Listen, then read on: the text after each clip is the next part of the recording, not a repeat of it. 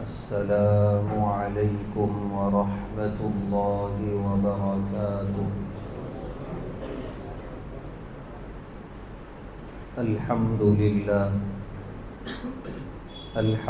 للہ نحمده ونستعینه ونستغفره ونؤمن به ونتوکل علیہ ونعوذ باللہ من شرور انفسنا ومن سیئات اعمالنا من يهده الله فلا مضل له ومن يضلله فلا هادي له ونشهد أن لا إله إلا الله وحده لا شريك له ونشهد أن سيدنا ونبينا وحبيبنا ومولانا محمدا عبده ورسوله أما بعد، قال الله تبارك وتعالى في القرآن الكريم: أعوذ بالله من الشيطان الرجيم، بسم الله الرحمن الرحيم،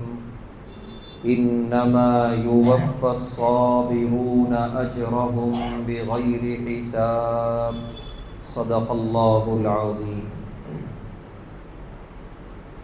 ہر طرح کی تعریف اور حمد و ثنا اللہ بزرگ و برتر کے لائق ہے، جس کا کوئی شریک نہیں، جس کا کوئی ساجی اور ہمسر نہیں، جو ہمیشہ سے ہے اور ہمیشہ رہے گا۔ بے شمار درود و سلام نازل ہوں اللہ کے آخری پیغمبر جناب محمد الرسول اللہ صلی اللہ علیہ وسلم پر اور آپ کے تمام صحابہ اور اہل بیت پر۔ محترم حضرات، اللہ تبارک و تعالی نے ہمیں اشرف المخلوقات بنایا، یعنی انسان بنایا، اور اس انسان نامی مخلوق میں بہت ساری چیزیں اللہ نے ایسی رکھی ہیں جو دوسری مخلوق میں نہیں ہیں۔ اس مخلوق کے اندر اللہ تبارک و تعالی نے صلاحیت رکھی ہے رد عمل کی، کہ یہ انسان زندگی میں جن واقعات، جن حالات سے گزرتا ہے، وہ اس کا رد عمل ظاہر کرتا ہے اپنی مزاج سے، اپنے چہرے سے، اپنی گفتگو سے۔ انسان اگر خوشی کے مواقع سے گزر رہا ہے، حالات سے گزر رہا ہے، تو خوشی کے آثار اس کے چہرے پہ نمایاں ہوتے ہیں، اس کی گفتگو سے اس کی خوشی ظاہر ہوتی ہے۔ انسان اگر غم کے حالات سے گزر رہا ہے، اس کے چہرے پہ غم کے آثار نمایاں ہوتے ہیں، اس کی گفتگو اور اس کی باتوں سے غم کے آثار واضح طور پہ ظاہر ہوتے ہیں۔ اور اللہ تعالیٰ نے بنایا ہے انسان کو یہ مزاج اور یہ نفسیات کہ وہ بہرحال ظاہر ہوگی۔ وہ خوشی کے حالات سے گزرے گا، خوشی اس کے مزاج سے یقیناً ظاہر ہوگی۔ وہ غم کے حالات سے گزرے گا، غم یقیناً اس کے مزاج سے ظاہر ہوگا، یہ رد عمل بہرحال ظاہر ہوگا۔ اسی طریقے سے انسان کے سامنے کوئی غضب، کوئی غصے کی بات آئے تو انسان کا غضب اور غصہ ظاہر ہوگا۔ یہ ساری چیزیں اللہ تبارک و تعالیٰ نے انسان کے اندر رکھی ہیں۔ البتہ شیطان نامی جو ہمارا دشمن ہے، وہ اسی مزاج کا غلط استعمال کرتا ہے۔ موقع آیا خوشی کا اور بندہ خوشی کے مظاہرے کر رہا ہے، شیطان اسی رو میں لے کے بہنا چاہتا ہے، جذبات کی رو میں بہانا چاہتا ہے کہ وہ خوشی کا اظہار محض اپنی زبان سے نہ کرے، محض وہ دو چار کاموں سے نہ کرے، وہ آگے نکلے، خوشیاں اور زیادہ منائے، یہاں تک کہ شیطان اسے شرعی حدود سے باہر نکالتا ہے۔ وہ ناچ گانوں میں، فضول خرچیوں میں، مختلف غیر اسلامی رسم و رواج میں، ان زنجیروں میں لے جا کے جکڑتا ہے شیطان۔ کس کے نام پر؟ خوشی کے نام پر۔ چنانچہ اگر کسی ایسے شخص کو جو خوشی کے نام پر یہ سارے غیر اسلامی کام کر رہا ہے، اسے اگر روکا جائے، اسے اگر کہا جائے کہ یہ جائز نہیں ہے اسلام میں، تو ادھر سے یہی سوال آتا ہے، بھائی خوشی کا موقع ہے، کیا ہم خوشی بھی نہ منائیں؟ سوال یہ ہے کہ کیا آپ نے شرعی حدود دیکھی ہے، اور کیا آپ نے کبھی اس میں غور کیا کہ آخر ان حدود سے باہر کس نے نکالا؟ شیطان نے نکالا۔ یہ وہ اسی موقع کی طاق میں رہتا ہے۔ موقع آیا غم کا، یقیناً شریعت اسلامیہ نے اس بات کی اجازت دی ہے کہ زندگی میں اگر غم کے حالات سے گزرو تو غم مناؤ۔ پیارے نبی صلی اللہ علیہ وسلم کے فرزند حضرت ابراہیم کا انتقال ہوا، آپ کی آنکھوں سے آنسو رواں تھے۔ صحابہ نے پوچھا کہ آپ بھی غم مناتے ہیں؟ پیارے نبی صلی اللہ علیہ وسلم نے فرمایا یہ آنسو یہ اللہ کی رحمت ہے اس موقع پر، یقیناً یہ حد کے اندر رہتے ہوئے غم منانا بالکل اجازت ہے اس کی شریعت اسلامیہ میں، لیکن وہی شیطان طاق میں بیٹھا رہتا ہے کہ انسان کے اس مزاج کا، اس رد عمل کا ناجائز استعمال کرے، چنانچہ وہ حد سے باہر نکالتا ہے۔ غم کے نام پہ چیخنا چلانا، غم کے نام پہ اپنے آپ کو تکلیف پہنچانا، اپنے گریبان چاک کرنا، ماتم کنا ہو جانا، یہ ساری چیزیں شیطان کرواتا ہے غم کے نام پر۔ اور بسا اوقات آدمی کسی کو ایسے موقع پر روکنے سے بھی کتراتا ہے، بھائی غم کا موقع ہے، برا مان جائے گا۔ تو غم منانے والے کو خود چاہیے کہ وہ اپنا دائرہ دیکھے کہ میں کہاں کس حد تک جا رہا ہوں، کہیں ایسا تو نہیں کہ میرے اس جذبات کا، اس مزاج کا شیطان غلط استعمال کرا رہا ہے۔ اور سب سے زیادہ شیطان جس میں انسانی مزاج کے طاق میں بیٹھا رہتا ہے وہ ہے غصے کی حالت۔ طاق میں رہتا ہے شیطان کہ بندہ کوئی موقع آئے اور یہ غصے میں آئے، اس کے بعد پھر شیطان کھلونے کی طرح کھیلتا ہے اس شخص سے جو غصے میں اور غضب میں ہوتا ہے، جو چاہے الفاظ زبان سے جاری کراتا ہے، نہ تہذیب، نہ تمدن، نہ ادب، نہ شائستگی، نہ انسانیت، یہ سارے کے سارے لبادے انسان اتار کے پھینک دیتا ہے اور شیطان پھینکنے لگاتا ہے، اور پھر اس کے بعد زبان پہ گالی گلوچ، انتہائی ناشائستہ الفاظ اور انتہائی غلط فیصلے، دشمنیوں کے فیصلے، قاتلانہ حملے کرنے کے فیصلے، تعلقات منقطع کرنے کے فیصلے، یہ سب شیطان کرا رہا ہوتا ہے۔ کیوں؟ وہ اسی مزاج کے طاق میں بیٹھا ہوا تھا کہ بندہ کبھی تو آئے اس مزاج میں، کبھی تو وہ آئے وہ غضب میں، اور نتیجہ یہ ہوتا ہے کہ جیسے ہی غصہ ٹھنڈا ہوا اس کے بعد اپنے کیے ہوئے فیصلوں پر پچھتاوا، اور کبھی کبھی بندہ ایسے فیصلے لے لیتا ہے غضب میں کہ پھر وہاں سے واپس آنے کے راستے بند ہو جاتے ہیں۔ مثلاً اپنی بیویوں کو 3 طلاق کے سارے دروازے بند ہو جاتے ہیں، اس کے بعد شیطان تو اپنا کام کر چکا ہوتا ہے۔ ایسی چیزوں میں اپنے آپ کو شریعت کے حدود میں رکھتے ہوئے، اپنے آپ کو تمام غلط ترین فیصلوں سے بچانے کے لیے، شیطانی ہاتھ کا کھلونا بننے سے اپنے آپ کو بچانے کے لیے پیارے نبی صلی اللہ علیہ وسلم نے ایک تربیت فرمائی اور ایک صفت عطا فرمائی جو بہت چھوٹی ہے بولنے میں لیکن کرنے میں بہت زیادہ عزم اور حوصلہ چاہتی ہے۔ وہ صفت ہے صفت صبر۔ صاد با را 3 حروف کا یہ چھوٹا سا لفظ ہے صبر، لیکن پوری انسانی زندگی کو اپنے اندر گھیرے ہوئے ہے۔ اسی لیے حدیث پاک ہے، پیارے نبی صلی اللہ علیہ وسلم نے ارشاد فرمایا کہ کسی بھی بندے کو صبر سے زیادہ وسیع نعمت نہیں ملی۔ جسے صبر کی نعمت مل گئی، بہت بڑی وسیع نعمت مل گئی اسے۔ آدمی کے مزاج میں اگر صبر ہو، اور یہ آدمی کو خود پیدا کرنا ہے، اپنے اندر خود بنانا ہے کہ صبر کی مثال ایک چلتی ہوئی گاڑی کے بریک کی طرح ہے کہ چلتی ہوئی گاڑی جو رفتار میں ہے اور پتہ یہ چلے کہ اس کا بریک کام نہیں کر رہا ہے، تو اب بیٹھے ہوئے مسافر اپنے آپ کو تیار کر لیں، آگے کسی بھی لمحے، کسی بھی موڑ پر کسی شدید ترین حادثات سے دوچار ہو سکتے ہیں۔ تو جس آدمی کے مزاج میں صبر نہیں ہے، بے صبرا ہے، جذبات کے روح میں بہہ جانے والا ہے، چاہے موقع خوشی کا ہو، چاہے موقع غم کا ہو، یا موقع غضب کا ہو، یا کوئی اور موقع ہو، تو پھر ایسے بندے کو انتظار میں رہنا چاہیے زندگی میں کوئی نہ کوئی بڑا حادثہ آئے گا، کسی بھی شکل میں آئے گا جو اس کو چکنا-چور کر کے رکھ دے گا۔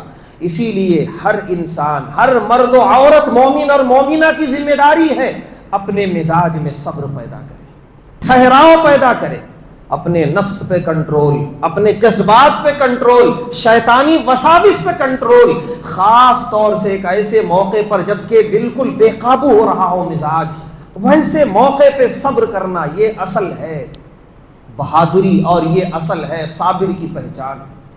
اندازہ لگائیے 13 سال مکی زندگی نبوت کے بعد اور 10 سالہ مدنی زندگی، یہ 13 سال میں اور بھی بہت ساری تربیتیں ہوئی ہیں، بہت ساری آیتیں اتری ہیں، لیکن صاف طور پہ یہ ایک چیز سمجھ میں آتی ہے، 13 سال اللہ تبارک و تعالیٰ نے صرف صبر کروایا ہے صحابہ سے۔ متی نصر اللہ، آتے تھے صحابہ، کب آئے گی اللہ کی مدد، اجازت دیجیے ہم تلوار نکالیں، ہم اپنے سہے ہوئے تکلیفوں اور ظلم کا بدلہ لیں، ہم ایسے کریں، ہم ویسے کریں۔ جواب میں صرف یہ آتا، نماز قائم کرو اللہ اور اللہ کی رضا کے لیے صبر کرو، نماز قائم کرو اللہ کی رضا کے لیے صبر کرو۔ 13 سالہ صبر، جب صبر کا پہاڑ ہو گئے صحابہ، اس کے بعد مدنی زندگی میں پھر آیتیں آئی ہیں جہاد کی، وہ خوگر ہو گئے تھے صبر کے۔ صبر کرنے والا شخص کمزور نہیں ہوتا، مضبوط سے مضبوط ہوتا چلا جاتا ہے۔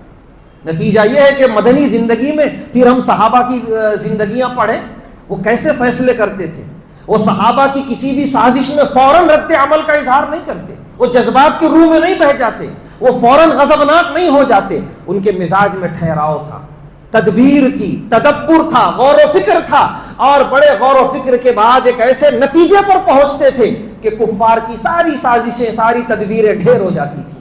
یہ کیوں؟ ایک بڑی تربیت ہوئی، ایک بڑی مشق ہوئی صحابہ کرام کے صبر کی۔ تو صبر کے بغیر ایمانی زندگی یہ بڑی ناقص زندگی ہے۔ کبھی بھی بندہ کسی بھی گناہ میں مبتلا ہو سکتا ہے، اللہ نہ کرے۔ اگر بندے کے مزاج میں صبر نہیں ہے تو یہ بہت بڑی صفت ہے۔ اسی لیے قرآن کریم میں جگہ جگہ اللہ تبارک و تعالیٰ نے صبر کی فضیلت اور اس کی خوشخبریاں بیان فرمائی۔ فرمایا اللہ تعالیٰ نے انما یوفی الصابرون اجرہم بغیر حساب، کہ صبر کرنے والوں کو ان کا اجر بغیر حساب عطا کیا جائے گا میدان آخرت میں۔ ہر عمل کا جو ہے ثواب، ہر عمل صالح کا ثواب ملے گا، اس کا جو بھی اللہ کی طرف سے اصول مقرر ہوگا کہ اس عمل پر اتنا ثواب دیا جائے گا، ناپ کر تول کر جیسے بھی ہو، اور اللہ کا فضل ہوگا تو اس میں اضافہ بھی ہوگا، اس میں کوئی شک نہیں۔ لیکن جب بات آئے گی صبر کی تو اللہ فرما رہے بغیر حساب، کوئی حساب و کتاب نہیں۔ اور جسے اللہ کہے بغیر حساب، ہم تو تصور بھی نہیں کر سکتے وہ کتنا زیادہ ہوگا، کتنا کثیر ہوگا۔ یہ ثواب اللہ تبارک و تعالیٰ نے رکھا ہے صبر پہ۔ تو کہیں اللہ نے فرمایا قرآن میں ان اللہ مع الصابرین، کہ بے شک اللہ صبر کرنے والوں کے ساتھ ہیں۔ کہیں اللہ نے فرمایا واللہ یحب الصابرین، اللہ محبت کرتے ہیں صبر کرنے والوں سے۔ تو کہیں اللہ نے فرمایا انی جزیتہم اليوم بما صبروا انہم هم الفائزون، میدان آخرت میں اللہ کی طرف سے اعلان ہوگا آج میں نے صبر کرنے والوں کو جو یہ بدلہ دیا ہے ان کی صبر کی وجہ سے، اور سب سے بڑی ان کے لیے خوشخبری یہ ہے انہم هم الفائزون، یقیناً وہ آج کامیاب ہے۔ اللہ کی طرف سے اعلان ہوگا، سند دی جائے گی، اور جب جنت میں جائیں گے فرشتوں کی طرف سے ہوگا سلام علیکم بما صبرتم فنعم عقبی الدار، کہ تم پر سلامتی ہو اس لیے کہ تم صبر والی زندگی گزار کے آئے ہو، اور آج بہترین ٹھکانہ ہے تمہارے لیے، بہترین نعمتیں ہیں، بہترین بدلہ ہے اللہ تبارک و تعالیٰ کی طرف سے۔ صبر کے سلسلے میں کہتے ہیں کم و بیش 70 کے قریب آیتیں اللہ نے نازل فرمائی ہیں، اتنی عظیم صفت۔ کہیں اللہ نے فرمایا وَإِن تَصْبِرُوا وَتَتَّقُوا لَا يَضُرُّكُمْ كَيْدُهُمْ شَيْئًا، اگر تمہارے اندر صبر ہو، تمہارے اندر تقویٰ ہو، دشمن کی کوئی بھی تدبیر، کوئی بھی سازش تمہارا نقصان نہیں پہنچا سکتی۔ یہ ساری خوشخبریاں، یہ ساری فضیلتیں اللہ تبارک و تعالی صبر پر عطا فرما رہے ہیں۔ ہم اندازہ لگا سکتے ہیں کتنی عظیم صفت ہے یہ صبر۔ اسی لیے موقع خوشی کا ہو، موقع غم کا ہو، موقع غیظ و غضب کا ہو، سب سے پہلے ہم اپنے مزاج میں ٹھہراؤ پیدا کریں۔ بڑی عجیب چیز ہے کہ جتنے اعمال شریعت کے ہیں اس میں ہمیں کرنا ہے، کرنے کا نام اعمال ہے۔ جیسے نماز پڑھنا ہے تو ہمیں قیام کرنا ہے، رکوع کرنا ہے، سجدے کرنا ہے۔ زکوٰۃ دینا ایک عمل ہے، اس کے لیے ہمیں اپنے اموال میں سے ایک حصہ نکالنا ہے اور غریب تک پہنچانا ہے۔ حج ایک عمل ہے، اس کے لیے ایک طویل سفر کرنا ہے اور وہاں مختلف مناسک ادا کرنا ہے، تب جا کے حج ادا ہوگا۔ لیکن صبر ایک ایسا عمل ہے جس میں کچھ نہیں کرنا ہے، نہ کرنے کا نام صبر ہے۔ غصے میں نہیں آنا ہے، گالی گلوچ پہ نہیں اترنا ہے، خوشی کا موقع ہے شیطان نہیں بننا ہے، انسان رہنا ہے، غم کا موقع ہے اپنے آپ کو حد کے اندر رہنا ہے، چیخنا نہیں ہے، چلانا نہیں ہے، ماتم کنا نہیں ہونا ہے، یعنی اس میں صرف نہیں کرنا ہے صبر میں۔ تو کتنی عجیب بات ہے کہ کرنے پہ محنت ہوتی ہے، نہیں کرنے پہ تو کوئی محنت نہیں ہوتی، لیکن یہاں نہ کرنا ہی پہاڑ ہے۔ یہ چیز آدمی کو کام کرنے کے لیے کہا جائے تو اس کو جو ہے سستی آتی ہے، کاہلی آتی ہے، وہ مشکل سے اٹھتا ہے، کرتا ہے، لیکن کہو نہیں کرنا ہے تو آرام سے بیٹھا رہے گا۔ یہی نہیں کرنا صبر کے موقع پہ پہاڑ بن جاتا ہے۔ آدمی کے مزاج کے خلاف کسی نے کوئی کام کیا، کوئی الفاظ بک دیے، اب اس سے کہنا یہ ہے کہ تم جواب میں مت بکو، اب اس سے نہیں رہا جائے گا، اب وہ طیش میں آتا ہے، وہ جواب پہ اتر آتا ہے، وہ 2 قدم آگے نکل جاتا ہے۔ یہاں نہیں کرنے کا نام صبر تھا اور وہ کر کے بے صبری کا مظاہرہ کر دیا۔ تو یہ نہیں کرنا کہ اصل ہے صبر، اپنے اندر یہ چیز پیدا کریں، اپنے مزاج میں یہ چیز پیدا کریں ہم کہ کسی طریقے سے بھی ہم اپنے آپ کو عمل کے جواب میں رد عمل اور ریئیکشن کی طرف بالکل نہ لے کر جائیں۔ یہی پیارے نبی صلی اللہ علیہ وسلم کی تعلیم ہے، یہی اللہ تبارک و تعالیٰ کی آیتیں ہیں قرآن کریم کے اندر۔ تو پیارے نبی صلی اللہ علیہ وسلم نے ہماری جو تربیت فرمائی صبر کے سلسلے میں وہ یہی ہے۔ آنے والا جو مہینہ ہے ماہ رمضان، یہ صبر کی مشق کے لیے آ رہا ہے۔ صبر کا پہلا درجہ ہے گناہوں سے رکنا، دوسرا درجہ ہے نیکیوں پر جمے رہنا، اور تیسرا درجہ ہے غم کے موقع پر اللہ کی رضا کے لیے اللہ کے فیصلے پہ راضی رہنا۔ تو اس میں پہلا درجہ ہے گناہوں سے رکنا، چنانچہ ماہ رمضان اسی کی تربیت کراتا ہے۔ گناہ بالکل نہیں، ورنہ روزہ فاسد، رمضان کی ناقدری اور شدید ترین وعیدیں ہیں۔ تو لہذا ہم ابھی سے اپنا مزاج بنائیں، گناہوں سے اپنے آپ کو روک کر صبر کے پہلے درجے کے خوگر بنیں۔ دوسرا اعمال صالحہ پر اپنے آپ کو جمانا ہے، نفس نہیں چاہے گا، شیطان نہیں چاہے گا، لیکن ہمیں لڑنا ہے شیطان سے اپنے نفس سے۔ نمازوں کی پابندی، ذکر و اذکار کی پابندی، تمام اعمال صالحہ خیر خیرات جو ہیں وہ ابھی سے اس کا ہم آغاز کریں تاکہ ماہ رمضان میں یہ مشق اور یہ عمل ہمارے لیے آسان ہو جائے۔ اور تیسرا جو صرف ماہ رمضان کے لیے نہیں، زندگی بھر کے لیے ہے، کبھی بھی کوئی غم کا موقع آئے، اچانک زندگی میں کوئی حادثہ ہو جائے، اللہ کا فیصلہ یہ ہے، اللہ کی طرف سے ہے، یہ کہہ کے ہم اللہ کے فیصلے پہ راضی رہیں۔ چنانچہ اس کے لیے پیارے نبی صلی اللہ علیہ وسلم نے فرمایا الصبر عند الصدمۃ الاولی، کہ جیسے ہی صدمہ پہنچا، جیسے ہی کوئی غمناک خبر پہنچی، اسی وقت صبر کرنے کا نام صبر ہے۔ بسا اوقات ایسا ہوتا ہے غم آیا زندگی میں، سارے غم کا مظاہرہ ہم نے کر لیا، آنسو بہا لیے، شکوے شکایتیں زبان سے سب ہو گئی، اب بچا کچھ نہیں، تو اب کہتے ہیں کہ اب میں نے صبر کر لیا۔ اسے صبر نہیں کہا جاتا۔ پیارے نبی صلی اللہ علیہ وسلم نے فرمایا پہلا جب صدمہ پہنچا اسی وقت صبر کرنا اور اللہ کے فیصلے پہ راضی ہو جانا، یہ کہہ کے کہ انا للہ و انا الیہ راجعون، ہم سب اللہ کے لیے ہیں اور ہم سب اللہ ہی کے پاس لوٹ کر جانے والے ہیں۔ لہذا آج کل جو صبر کے نقصانات ہم دیکھ رہے ہیں کہ صبر کا نعوذ باللہ، صبر کے نہیں بے صبری کے نقصانات جو ہم آج کل دیکھ رہے ہیں کہ شادیوں میں ناچ گانا اور یہ اس طریقے کی جو ہے بےہودگی، یہ سب وہ لوگ ہیں جن کے مزاج میں اسلامی صبر نہیں ہے۔ اسی طرح غم کے موقع پر چیخنا چلانا، اللہ کے فیصلے پہ شکوے شکایتیں زبان پہ لے آنا، یہ وہ لوگ ہیں جن کے مزاج میں صبر نہیں ہے۔ اور غصے کے موقع پہ بڑے بڑے فیصلے لے لینا، قطع تعلقی کے، نا اتفاقیوں کے، خاص طور پہ اگر وہ شوہر و بیوی کی نا اتفاقی ہے تو طلاق تک اپنے آپ کو پہنچا دینا، یہ سب بے صبرا پن ہے، جس میں سب سے بڑا نقصان یہ ہے پچھتاوا، ندامت، دنیا کی بھی ناکامی اور آخرت کی بھی ناکامی۔ اور جن کے مزاج میں صبر ہوتا ہے وہ دنیا میں بھی کامیاب اور آخرت میں بغیر حساب اجر و ثواب کے مستحق ہوں گے۔ اللہ تبارک و تعالیٰ سے دعا ہے اللہ تبارک و تعالیٰ ہم تمام کے مزاج میں صبر جیسی عظیم نعمت عطا فرمائے، بے صبری اور اس کے نقصانات سے ہم سب کی حفاظت فرمائے۔ وآخر دعوانا الحمد للہ۔